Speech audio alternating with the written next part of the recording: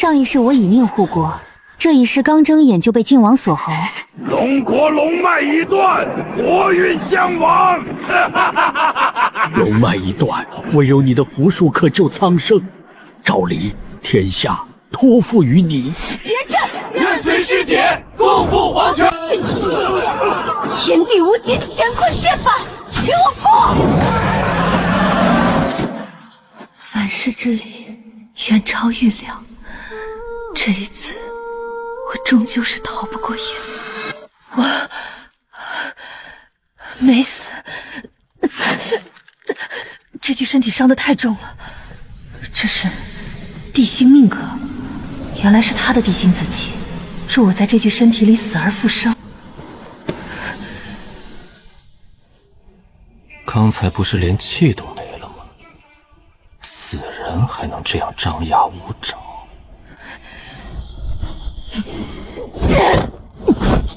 我能救你。你要如何救本王？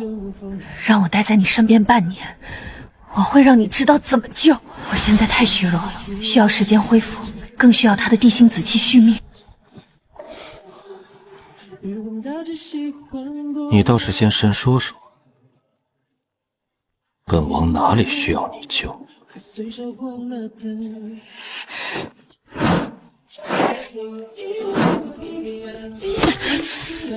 想死？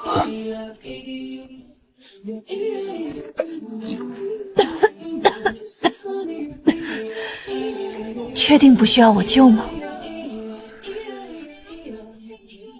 这个交易你不吃亏，毕竟你这条命很贵重，没我救你，也活不了几年。世子，那丫头在马车上。世子，这马车看着也眼生，小的们怕惹事儿，这才没有上前抢人。哼，管他眼生眼熟的，把人给本世子拉出来！大胆！晋王回京，谁敢放肆？晋王又如何？太后宠爱我，他难道还敢为了个下贱丫头动我不成？晋王，我是清夫侯府的朱明浩，那个丫头是我小妾，你快把人交出来！你堂堂王爷，难道要捡本世子的妾吗？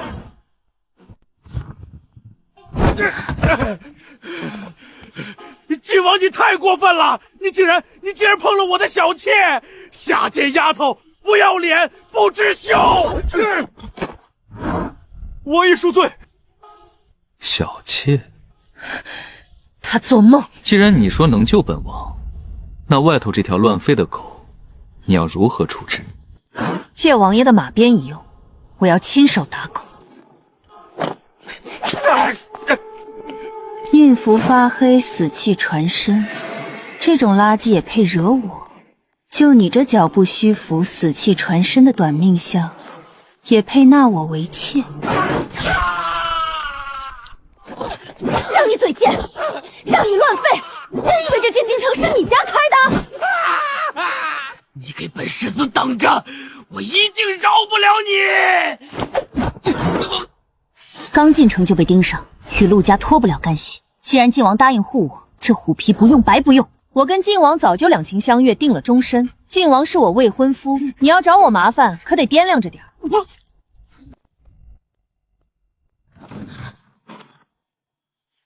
哼，未婚夫？这丫头胆子真是大的包天了。去陆府，陆昭玲陆小姐是大人之女吧？确实是我那不成器的女儿，她人呢？陆小姐身体不适，请大人找2个人出门扶她。她自己到了家门口还不能进来，还得让人去扶。乡下养大的孩子怎么能娇气成这样子？太不像话了！吵什么？没听到晋王送她回来的吗？去迎晋王！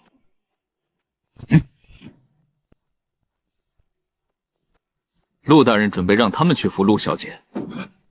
对，我这一听到晋王来了，激动的脑子不清楚，夫人还不赶紧叫2个丫鬟。下官陆明见过晋王，恭迎晋王回京。陆大人养了个胆子很大的千金。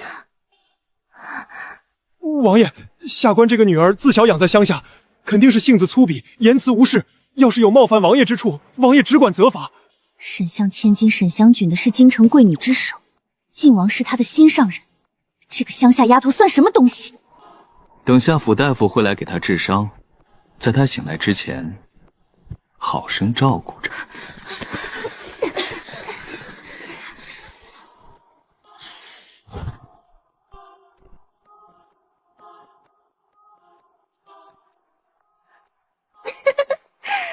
别装死了，别装死了！你就是那个在乡下养了10来年的野种，你就这样衣衫不疼的回来了？是不是早就失了清白，成了残花败柳了？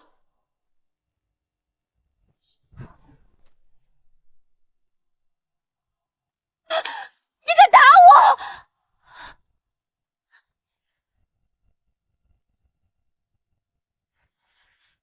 嘴巴这么臭，出门没吃药就多吃点巴掌。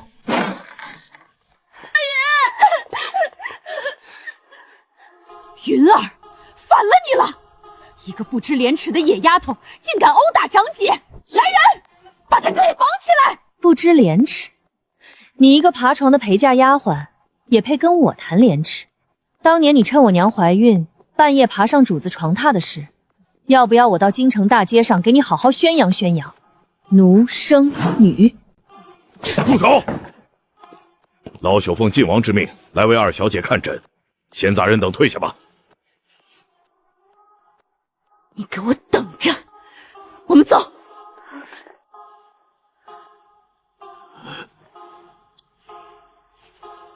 这等致命伤，常人早已昏死，二小姐竟还能如此清醒，简直是奇迹。这老头额头盘旋着一团死气，他是晋王派来的，正好借势来帮我立威，改善处境。这房间实在是太破了。傅大夫，比起我的伤，你最近是不是夜夜头疼欲裂，犹如针扎？你怎么知道？因为你印堂发黑，死气传身。二小姐懂玄黄之术，老朽这头疼，确实遍寻名医无果，苦不堪言呐。把你的贴身玉佩给我。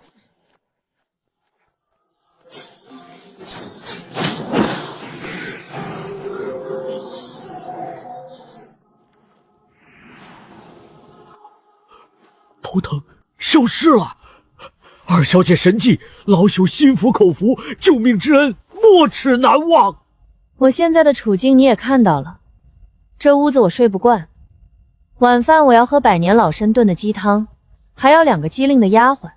二小姐放心，包在老朽身上，老朽这就去跟陆大人好好说说。陆大人，晋王殿下千叮咛万嘱咐，要好生照料的人，你们竟让他睡这种破屋子！晋王说了，二小姐必须住最好的院子，喝最好的参汤。是，下官马上安排。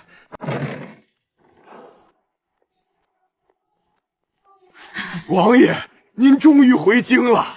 王爷，这是老奴精心培养的清灵和清音，正好给王爷放在房里伺候。让他们收拾包袱去陆府，以后跟着陆二小姐。陆二小姐？哪个陆二小姐？陆明之女，陆昭明。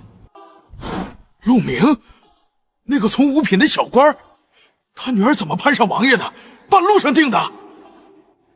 陆二小姐是本王的未婚妻。啊！王爷，老朽刚从陆府回来。哦，她如何了？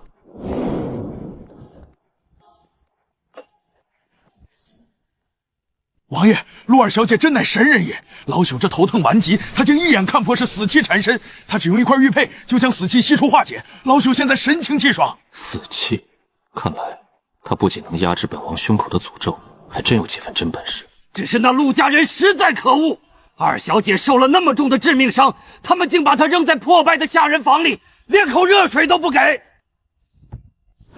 被车本王的人，他们也敢如此怠慢。既然他能救本王的命，那这一只野猫，本王圈在身边了。谁敢动它，就是动本王的命。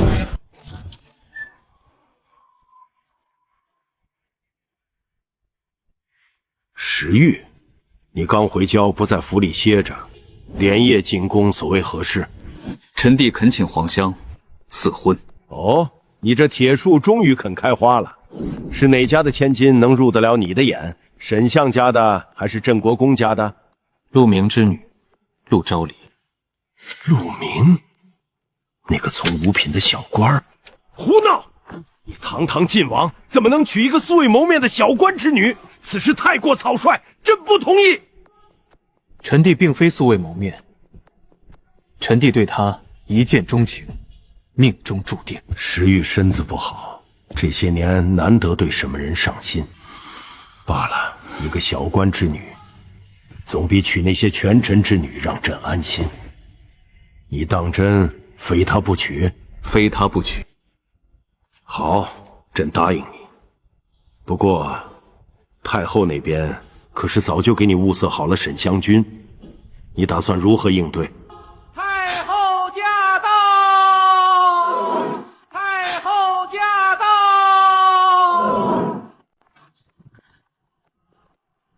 哼，皇帝，儿臣见过母后。哀家听说晋王连夜进宫求赐婚，这婚姻大事岂能儿戏？湘西这孩子才貌双全，知书达理，才是晋王妃的最佳人选。我堂堂相府千金，京城第一才女，绝不能输给一个刚从乡下接回来的野丫头。皇上，王爷，臣女对王爷一片痴心，京城皆知。如今太后有意撮合之事，已在京城传扬开来。若王爷不肯成全，臣女以后还有傲何颜面出门见人？求王爷垂怜！这沈家丫头好深的心机，竟敢拿名声来逼婚！求王爷垂怜！拿名声来逼本王，真是愚蠢至极。比起那只敢拿鞭子抽人的野猫，这副做作的嘴脸真令人作呕。沈小姐没脸出门，与本王何干？本王要娶的另有其人。放肆！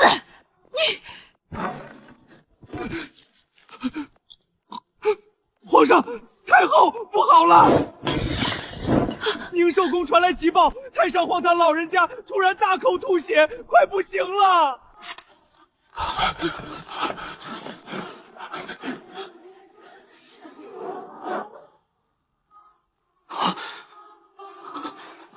父皇，我胸口的诅咒在暴动。太上皇，您睁眼看看啊！湘君是个好孩子，她愿意嫁给时运啊！太上皇，臣女愿意嫁入晋王府，哪怕是冲喜，臣女也心甘情愿。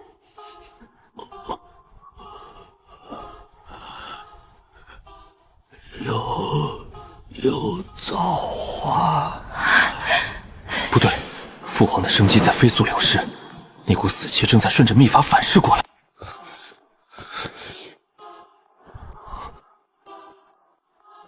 快，去陆府，把陆昭苗给本王接进宫，快去！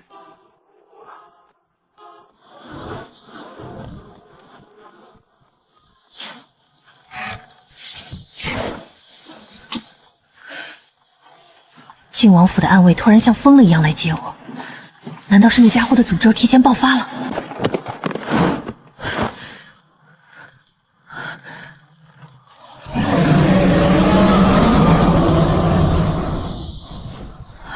地云，太上皇，归天了！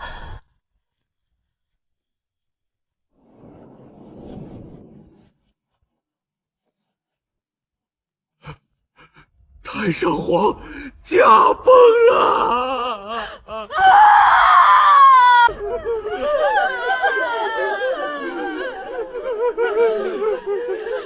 怎么回事？五脏六腑像被撕裂一样，痛同命秘法的反噬来了。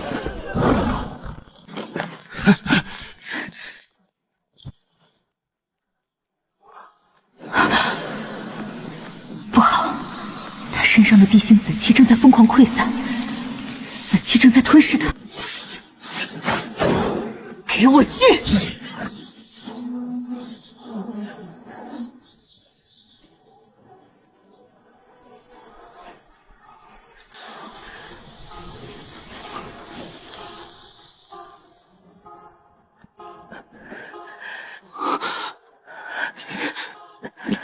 做了什么？本王的腿疼竟然消失了。你到底知不知道，你和太上皇被人下了同命秘法？太上皇死，你也会死。你既然看出来了，可有破解之法？太上皇已死，同命秘法不能彻底断，否则你必死无疑。必须让他死的不那么彻底。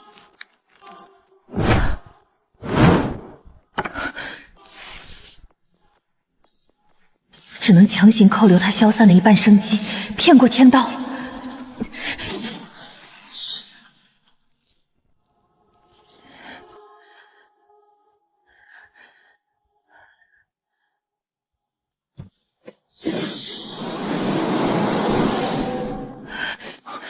那好，这上面有他一半生机。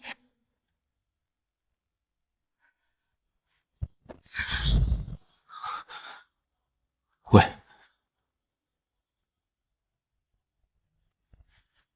他竟然真的做到了。石玉，父皇尸骨未寒，你竟然在宁寿宫抱着个女人搂搂抱抱，成何体统？绝不能让皇兄知道他刚才干了什么，更不能让人看到他的脸。皇兄误会了，这不过是个潜入宫中偷东西的小贼。小贼？你当朕瞎了？刚才趁乱摸进宁寿宫，被臣弟发现，已经死了。清风，把这死贼扛出去，丢了。王爷，您这么咒未来的娘妻，等她醒了，您可怎么哄啊？放肆！宫里怎么会进贼？禁军是干什么吃的？皇兄，刚才父皇临终前拉着臣弟的手，留下了遗愿。父皇说了什么？父皇说，他走得不安心，让臣弟亲手刻下这块灵佩，立刻供奉到皇家祖庙。他要在那里看着我大周江山。父皇用心良苦，既然是父皇的遗愿，你立刻亲自送去祖庙供奉，不得有误，不得有误。臣弟遵旨。总算把这生机赔过了明路，接下来该解决赐婚的事。石玉，刚才在宁寿宫，太后和沈相千金的意思你也听到了。你觉得沈香居如何？沈香君哭哭啼啼，矫揉造作，臣弟看着就心烦。反正臣弟这身子也活不长了，娶谁都无所谓，只要不是太后塞过来的人就行。沈相权倾朝野，若10月真娶了沈香君，太后和沈家的势力就太大了，绝对不行。你这说的是什么话？既然你不喜欢沈香君，那之前你求娶的那个陆明之女叫什么来着？陆昭玲，一个乡下刚接回来的野丫头罢了，粗鄙无知。臣弟也就是图个新鲜。好，乡下长大的好啊，心思单纯，好生养，就他了。这就你旨，立刻赐婚，免得太后那边再横生枝节。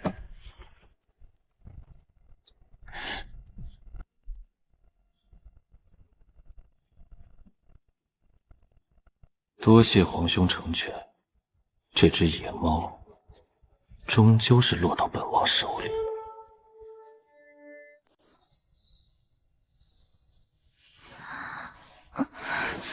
周时月那个混蛋，竟然敢跟皇帝我是个死掉的小贼，还让人把我扛出去丢了。哼，这笔账我记下了。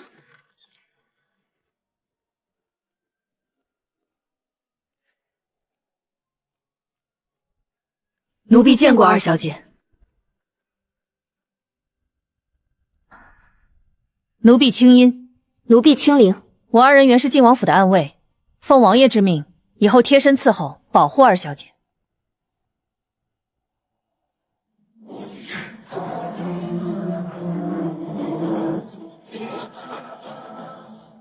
你不干净。二小姐，奴婢洗过手了，这碗很干净。我说的是你这双手，不干净。你最近杀过人，而且杀的是个极其污秽的恶人，死气缠在你的手上，没洗干净，冲撞到我了。他怎么会知道？这件事我做的神不知鬼不觉。你杀的那个男人，企图玷污你的亲妹妹，对吧？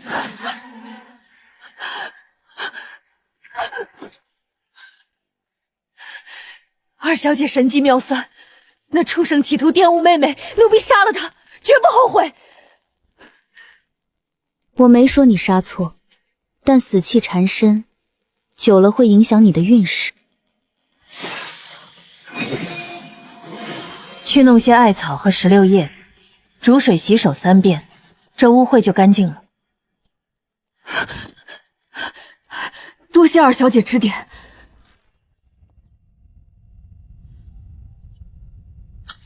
父皇，您当年为了保住儿臣的命，不惜动用同命秘法。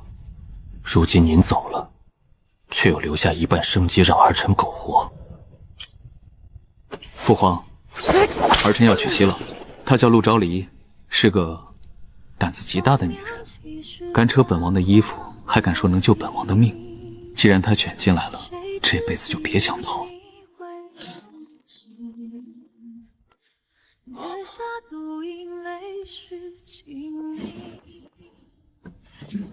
看来父皇对这个儿媳妇反应很大呀。娘，我的脸！我要弄死那个贱人！我要弄死晋王！娘，给我报仇啊！娘，那个贱人把我打成这样，晋王还纵容他！你一定要给儿子做主啊！你一定要给儿子做主啊！我要弄死那个贱人！我儿放心，晋王算个什么东西？不过是个快死的病秧子，太后早就看他不顺眼了。娘这就进宫去找太后撑腰，定要让晋王把那个小贱人交出来，任你处置。夫人，不好了！宫里传来丧钟，太上皇驾崩了。太上皇驾崩，全国进入国丧期，这个时候谁敢去触皇家的眉头？儿子的仇只能先忍了。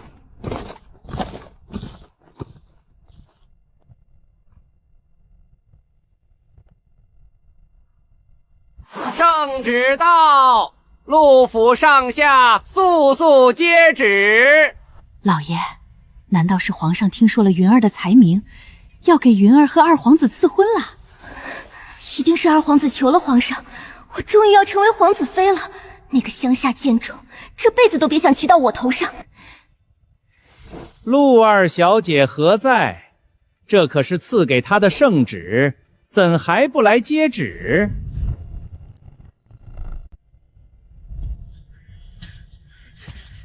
奉天承运，皇帝诏曰：陆明之女陆昭仪，温良婚后，品貌出众，特赐婚于晋王周时训，则即日完婚。亲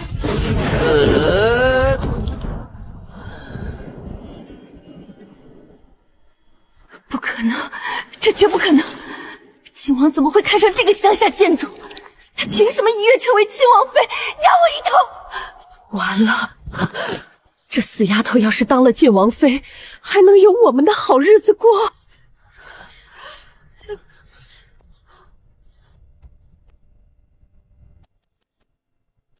臣女接旨，谢主隆恩。陆昭玄，你得意什么？晋王可是个快死的病秧子，你嫁过去就是守活寡。你以为你飞上枝头变凤凰了？放肆！圣旨已下，我现在是晋王未婚妻，按辈分，你大姐若是嫁给二皇子，还得恭恭敬敬的叫我一声皇婶。昭灵啊，这门婚事万万使不得。你大姐与二皇子早有婚约，你若是嫁给晋王，叔侄娶了姐妹，这岂不是乱了皇家的规矩？就是，你难道想让陆家成为全京城的笑柄吗？你赶紧去求皇上，把这门婚事退了。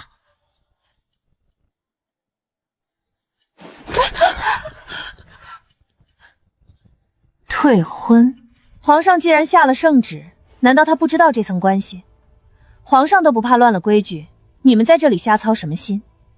若是昭熙真成了晋王妃，那我岂不是成了晋王的岳父？这可是天大的荣耀！爹，您别糊涂了，晋王和太子关系向来亲近，二皇子可是太子的死对头。您若是成了晋王的岳父，二皇子还会要我吗？况且这剑种根本不受您控制，他当了王妃只会报复我们。昭云说的对，这门婚事必须退。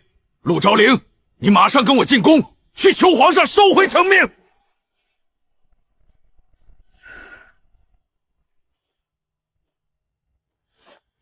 让我去退婚？行啊，圣旨就在这儿，你们谁有种，自己拿着去御书房抗旨，没种就给我闭嘴！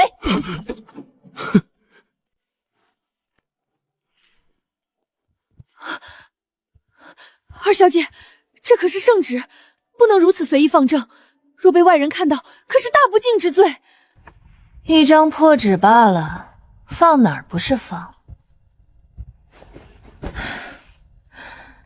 对了，太上皇驾崩，皇子们需要守孝多久？回二小姐，按照祖制，皇子需守孝1年，期间不得婚嫁。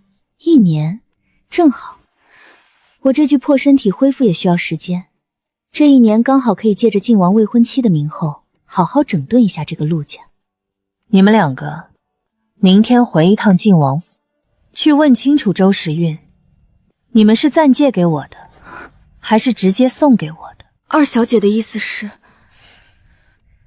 如果是借的，你们随时可以回去；如果是送的，那就把你们的卖身契拿回来交给我。我陆朝阳的人，命只能捏在我自己手里。这是他在乡下丢失的包袱，本王让人找回来了，你给他带回去。是王爷。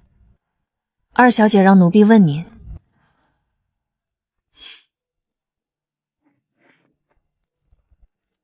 你们自己选，想留下卖身契拿走，想回来，本王也不拦着。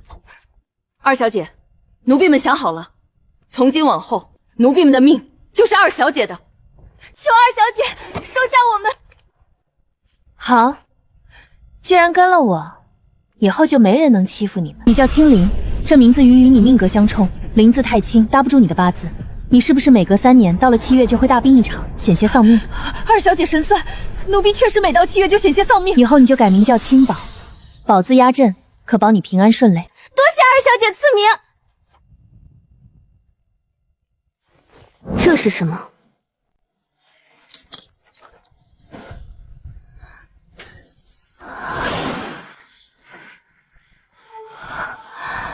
这是……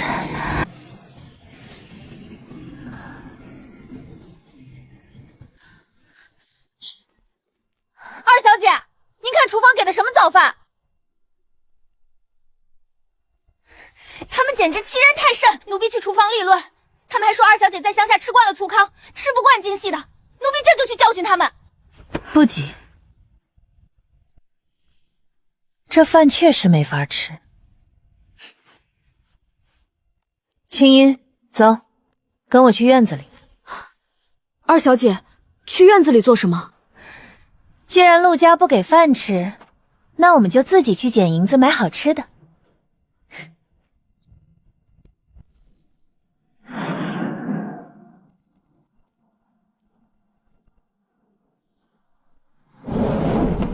青音，把这块砖挖开。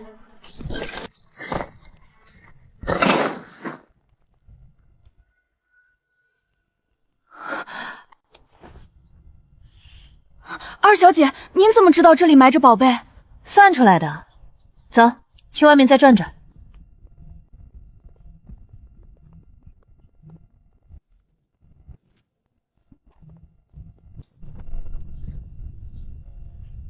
那听暖楼的乡下丫头还想吃好的？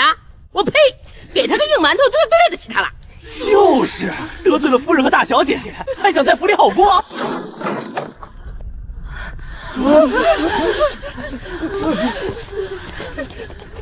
刚才那碟辣酱菜是你准备的？是我准备的又怎样？府里就这规矩。规矩？往主子的菜里吐口水，也是陆府的规矩？你血口喷人！我什么时候吐口水了？你有证据吗？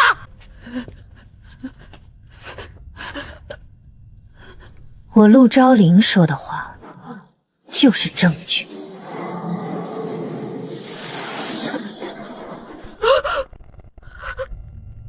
二小姐饶命，不关我的事啊！是三小姐陆昭月给我塞了银子，指使我往您的菜里吐口水的。既然你这张嘴这么喜欢吐口水，那就该好好洗洗。青音，给我打嘴20。不要，二小姐饶命啊！我再也不敢了。二小姐，二小姐，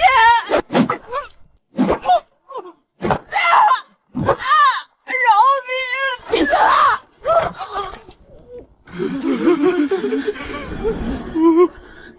都给我听好了，下午饭和晚饭，如果再敢敷衍了事，或者动什么歪心思，这就是下场。哟，红枣燕窝，还有这些精致的点心，青音全端走。反了！他竟敢在我的眼皮子底下打人抢东西！陆夫人的燕窝味道确实不错。二小姐，您太厉害了！刚才奴婢把您挖出来的金耳坠和银盒拿去当铺，足足换了70两银子呢。陆昭林，你个小贱人，给我滚出来！竟敢在厨房打人抢东西，反了天了！陆夫人好大的威风，怎么那恶仆往我菜里吐口水，我不该打？我今天来不是跟你吵架的，当年你带着的那个瓷人，你赶紧交出来，那本来就是我嫁妆里的东西。那会儿你哭闹着喜欢，才让你带去了乡下。原主记忆模糊，但那瓷人绝对不可能是这毒妇的嫁妆。乡下老陆家想方设法偷抢，甚至毒打逼问，这瓷人里到底藏着什么秘密？什么瓷人？就是你母亲一直带在身边的一个白瓷小人，你别装蒜！哦，那个乡下日子苦，连饭都吃不上，早就不知道丢哪里去了。丢了！你竟然把它丢了！老爷交代过，在拿到瓷人前绝不能得罪他。丢了就是丢了。青音，送客，以后这种乱废的人别放进院子。你敢动我！来人，快护着我！夫人请吧，二小姐需要静养，若再敢喧哗，你给我等着！这陆府还轮不到你一个乡下丫头做主。王爷，二小姐这也太嚣张了，连继母都敢直接干，还纵容暗卫拔剑，这要是传出去，名声可就全毁了。名声？本王的女人需要什么好名声？嚣张点好，省得被人欺负了，丢本王的脸。原来大靠山在外面听墙角呢，既然来了，就让你听个够。嚣张怎么了？靖王就喜欢我这嚣张的样子。这野猫借本王的势倒是借得越发顺手了。爷爷，我的头好痛，像要裂开了一样，救命啊！成儿别动，让爷爷施针。怎么会突然发病？脉象混乱，这根本不是寻常的病症。头痛欲裂，这症状怎么跟我之前一模一样？老夫思来想去，我们爷孙俩最近共同接触过的外来的东西，就是就是成儿前几日从郊外口里捡回来的这个根雕。当时老夫还夸他雕工好。快，拿块黑布过来。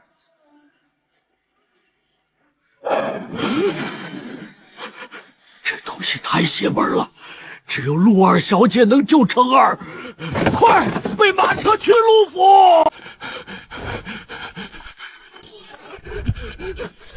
二小姐，救命啊！老朽的孙子突然头疼欲裂，跟老朽之前的症状一模一样，求二小姐大发慈悲。打开。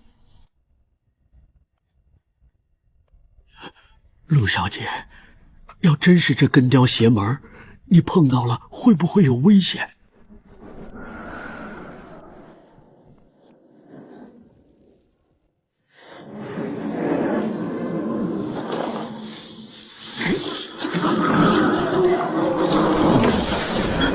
把那东西放下，退后！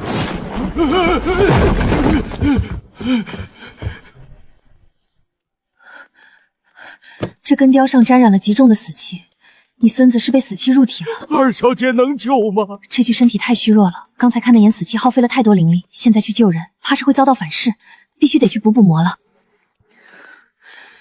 救人可以，但我得先去见晋王一面。见晋王？这救人跟见晋王有什么关系？当然有关系，我得去吸他几口紫气，不然没力气干活。我要出门去宫门口等晋王，去备一辆马车。二小姐要车，这得按规矩办。你去请示大小姐，就说二小姐要借马车。管家，大小姐说了，她的马车要保养，谁也不借。二小姐，您看，这府里的马车实在腾不出来呀。不借，行。青宝，我们走。既然这么喜欢站着刁难人，以后就多跪着。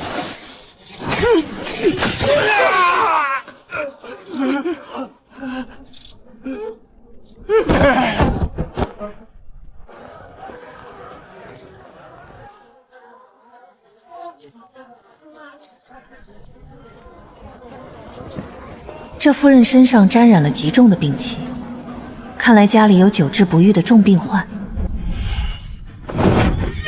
这位夫人，借马车一用。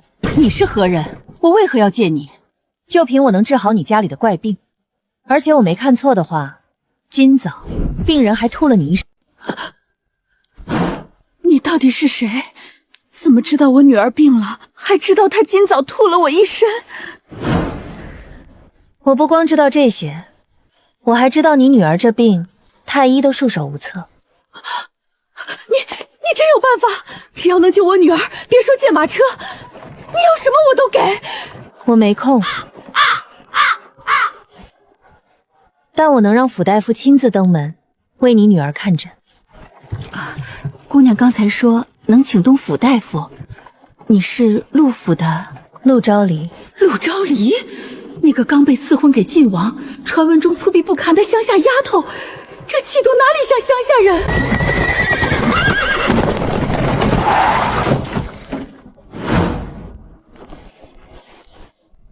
陆二小姐，这么快就想本王了？少废话，借点东西。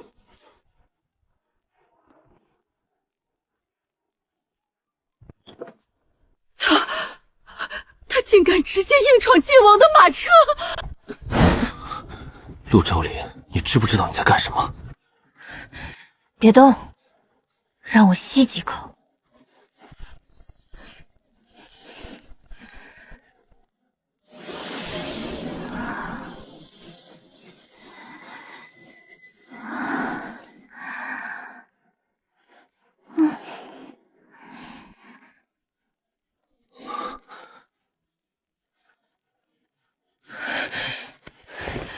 你左手碰过什么女人？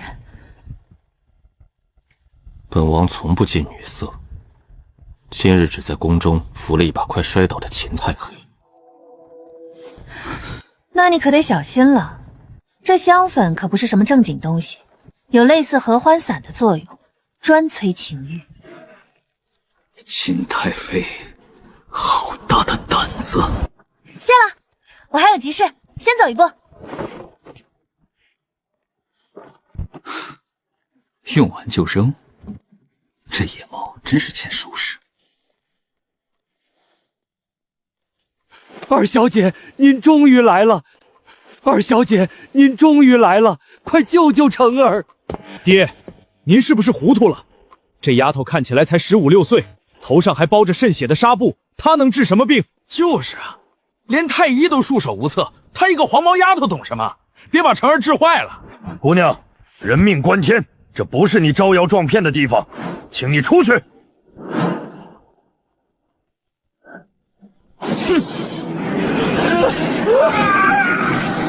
再耽搁半炷香，大罗神仙也救不了他。傅大夫，准备玉石、玉枕、玉佩，越多越好。快，取玉石来！你敢动我儿子试试？来人，把他赶出去！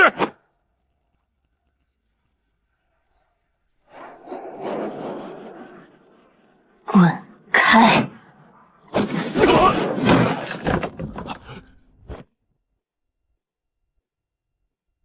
我治病的时候，谁敢插嘴，我就把他扔出去。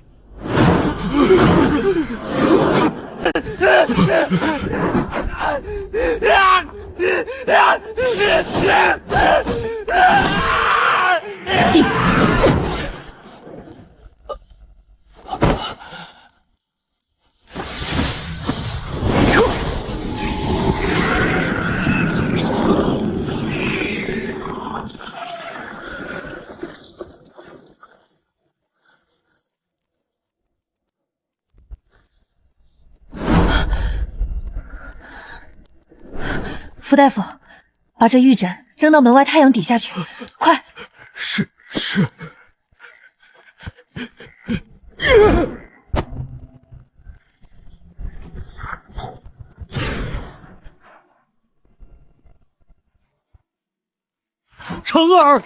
成儿没事了，人救活了。玄门规矩，因果两清，枕金100两。多谢陆小姐救命之恩，我们府家定当奉上最丰厚的枕金。陆小姐，这是3000两银票，一点心意，请您务必收下。那我就不客气了。那根雕是刚从死人墓里挖出来的陪葬品，墓主是病死的，怨气不散，化作死气缠在上面。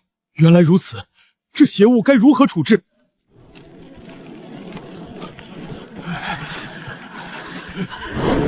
还挺顽固。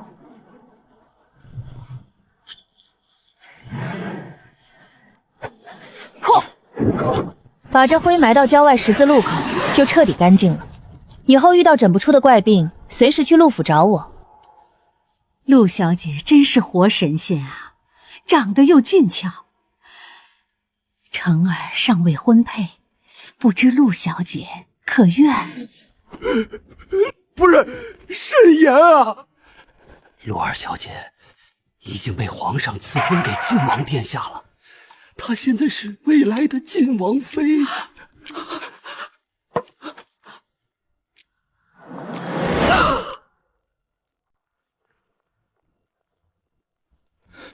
怎么样？那个瓷人从他手里拿到了吗？那个死丫头说，在乡下吃不上饭，早就当了换窝头吃了。糊涂！那瓷人可是，他怎么敢丢？老爷，妾身觉得不对劲。那丫头嚣张跋扈，还会妖法，这哪像是在乡下受苦长大的？金婆婆，你仔细说说，在回京的路上，二小姐到底是个什么性子？